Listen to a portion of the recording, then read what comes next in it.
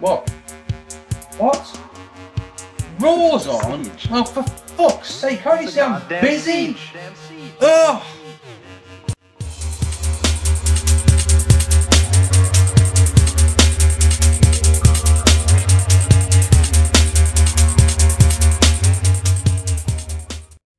Hello ladies and gentlemen, welcome to these some more Raw thoughts. Oh yes, you lucky people. May I talk about two things before we talk about Raw? First things first, I've got a new mix out. Oh yes, I have. Down below in the description. I'd say if 700 people watch this video, which is my average for a Raw review, 2 of you will listen to my new mix. I think it's very, very good, but I would because I made it. It's a trance mix and it's about 2 hours long. It's called Lost and Found. There's a story to that. If you click on the link, you'll see why. Secondly, before we go on, I wanted to ask about NXT because no one seems to watch my NXT reviews.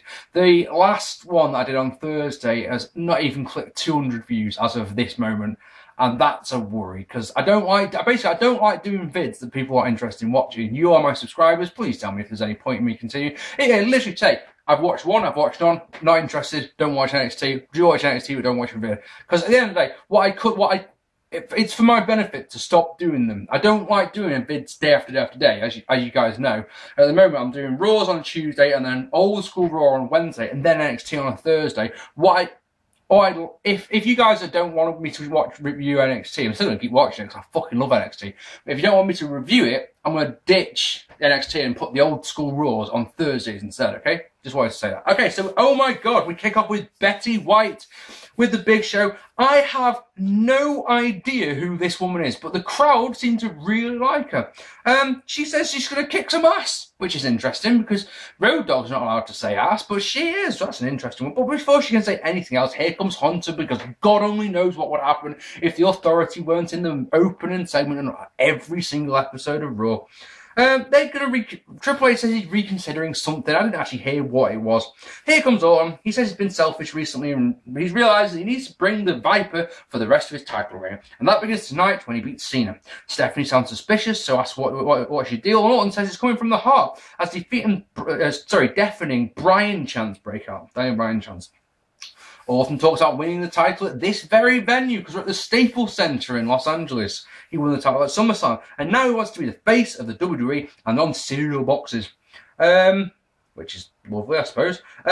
He is the face of the WWE, not the guys in the Elimination Chamber or Batista. And here's Bryan, who mocks Orton, but Stephanie isn't impressed. But they've interrupted them because once again we have no idea if these guys are face or heel. You know, they can't seem to be able to make up their mind. So why the fuck should I? You know, and yes, I know I will get comments saying so. I know WWE is sort of trying to phase out face and heel. I do not like this one bit. I need someone to cheer and I need someone to boo. If there's no distinction between the two, then why the fuck should I care at all? Answer me that one. Bryan wants to talk about Kane. Last week, Kane interrupted in Bryan's defeat of Orton, so Bryan wants a match with Kane. Understandable. Stephanie, though, says that Kane isn't here, and he's had a serious letter written to him in his performance appraisal. Bryan starts mocking Stephanie. Orton defends the Authority, and then Triple H makes it Bryan versus no one. Yay. Crowd don't like that one bit, and that's that.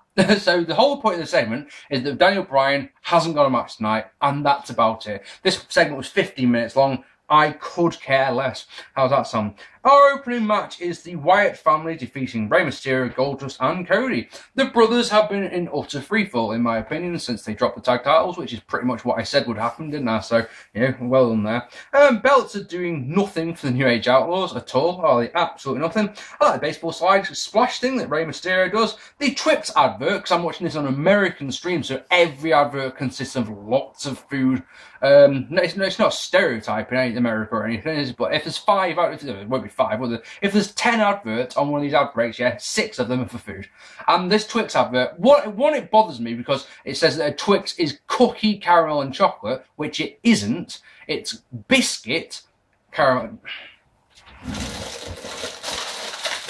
Ladies and gentlemen of America, this is a cookie. Look, chocolate chunk cookies. They are biscuits as well. Isn't that amazing? Cookies and biscuits, different things. So you start watching these adverts going, the fuck is that? But then they make me smile because on the advert, some guy gets sucked up into a tube Sorry.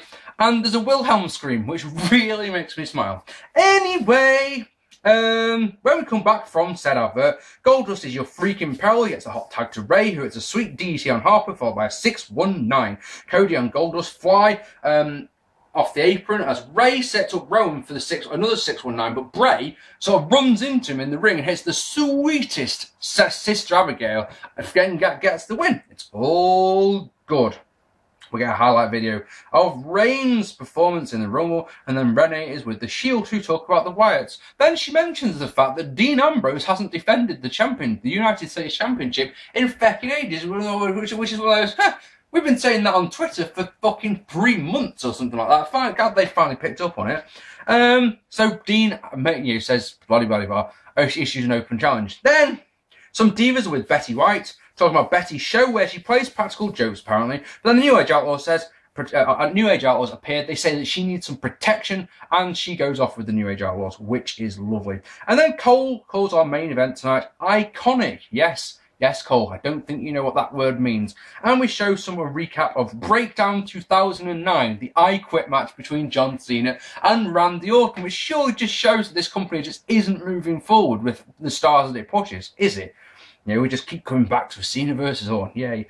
Fandango defeated Santino Marella after a leg drop off the top rope. JBL buries Emma again because he can, and he says that her dancing is like she's having a fit. And he's like, fuck off, you're the general manager of NXT. You don't need to say shit like that. Miz comes out and said something during the match. I don't give a shit. I didn't listen to him because I could care less. How does that sound? Second on this fucking show. How's that sound? Although, you've got to admire Miz. He drives all that way, comes out, says one little thing on the microphone, and fucks off again. That's easy money, says I. Byron Saxton is with Sheamus. He talked about Christian. He says he respects him. He's looking forward to tagging with him tonight. But the Elimination Chamber is the last chance to headline Mania. Legacies are created in the chamber, and he doesn't care who stands in his way. It's good to see Byron back on the big show, because of course he was the ECW commentator back in 2009/10. And yeah, he does all right on NXT, doesn't he? So then Sheamus and Christian defeating Real Americans. Predictably, I suppose. Cesaro gets a big pop when he cuts a promo, and a big We the People chant starts up when this one starts. After controlling for a mo, Sheamus gets boosted off the apron and plays face in peril. We go to a break where we see something that utterly baffles me. Can someone please tell me what in God's name is a transvaginal mesh? Please. Because I have no idea, but I think I want one. When we come back, Christian gets the hot tag and eats an uppercut. He plays face in peril, including taking the big swing, which is mega over with these LA fans. Hot tag to Sheamus, who owns until Christian hits an elbow. Sorry, not Christian. Cesaro gets an elbow in the corner, and that allows Swagger to put the Patriot lock on. That's never going to get the win, is it? Christian does a splash to break that up. He then hits a nice tornado DDT off the apron, and a brogue kick on Swagger obviously gets the win. In the back, Cena is with my future wife, Renee Young, who is beyond smoking hot, isn't she? Cena talks about the network and Brian and the new talent. He says tonight his match is really important as it's about their future. He basically says, anyone who wants to be the future of this company, go ahead, but you've got to get through me to do it. And I suppose that would make sense. What this promo made me think of is that I would love to see Cena turn heel in a Bret Hart 1997 kind of way, a respect sort of thing. The problem, of course, is we need a new challenger, like Stone Cold was in 1997, for the feud to work, and that's just not going to happen, is it?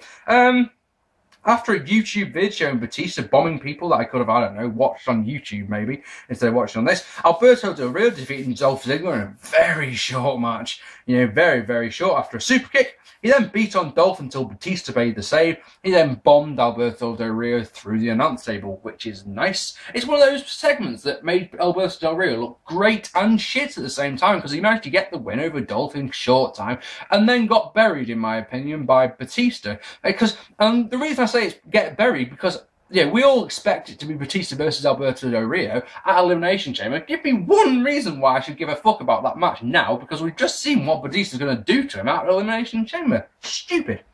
Oh, I feel sorry for ADR. I really do. I mean, do you remember when he was a somebody? Do you remember when he used to come out and he had a different car every week and he had his own personal ring announcer, and now he's just a nobody? And it's like, apparently he wants out once his contract's up, he's leaving. And it's like if it was me, I'd be counting down the days. Because yeah, I've heard he's been good with his money, and like I say, just count down the days, fuck off and do something else with my time.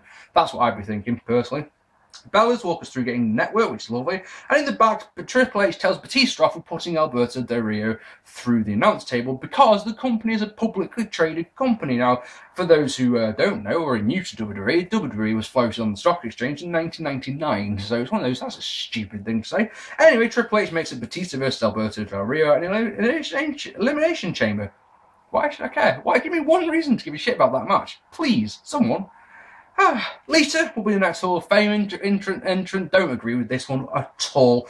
I mean, she was all right, wasn't she, back in the day, but she was never a good wrestler. Her best time was when she was with Edge, in my opinion, and then she didn't really do a lot, did she? Just stood there holding the belt looking pretty.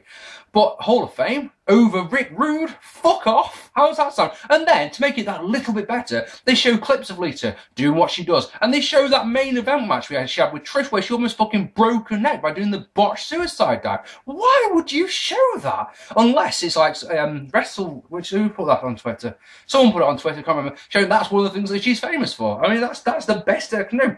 In the back, the New Age Outlaws have tea with Betty White. Road Dogg puts something in her tea while she's not looking, but then she says, look, I have lemon with my tea. Can you go and get me some lemon? They both trot away to go and get some lemon, and whatever it was that the dogs poured into the cups, she switches cups with Billy Gunn. You know that hilarity is going to assure, and it does. As the New Age Outlaws watch the Usos versus who was it? Oh, it was Ryback. Yeah, Billy's clearly in some pain, and yes, we get the hilarity that he's going to have diarrhea, and he goes running off up the ramp, holding onto his bum. Usos won the match. No one cares even. If I was a kid, I might find this funny. If I was a teenager, it might raise a smirk. As a 31-year-old male, it just makes me roll my eyes and go, oh, for goodness sake.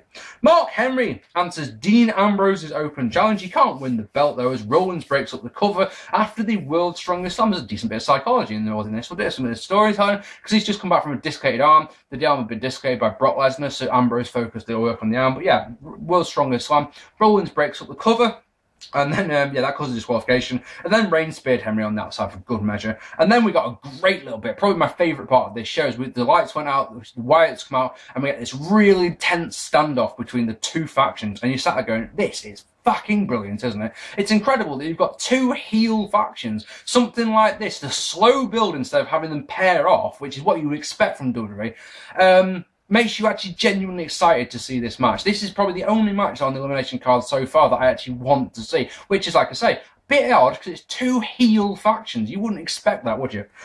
Some guy called Wiz Khalifa is in the front row, which is lovely. A Divas match happened, which is lovely. And then Kane comes out, despite being told earlier that when he isn't here, he starts talking. Then Bryan comes out. They brawl, including Kane hitting Bryan with a wicked punch. He goes to chokeslam him. Bryan gets out of it and hits the suicide dive and leads us on the yes chant. Once again, easy night's work for Daniel Bryan. And the main event, which was John Cena defeating Randy Orton. A match that's interesting because this is a stale feud. No one gives a fuck about it, but this LA crowd were really into this one. Match was decent. Match was at a decent length. Like I say, the crowd were hot. There was nothing in this one that we've not seen before, though. And Jesus, Randy Orton. No, John Cena said in his promo earlier on, that this is underlining the feud, that we're not going to see this anymore. And by God, I never, ever, ever want to see this match ever again. Alright? Let me tell you, the thing about this Raw is that there was nothing memorable, nothing special. The things you'll remember about this one is that this was the Raw that Lita was inducted into the Hall of Fame. If you like Betty White, I'm sure you fucking love it. But, other than that, an utterly forgettable episode of Monday Night Raw. Alright, folks, I really hope you enjoyed this vid. Let me know down below what you thought of Raw. I'll be back in either tomorrow or on Thursday, depending on what you guys say in the comments, with a Raw 98 from the 9th of February 1998. It's the go-home show for No Way Out of Texas. I hope you'll join me for that. I've been Mark P. Take it easy. Thank you for watching, and I'll see you all soon. Take it easy, guys.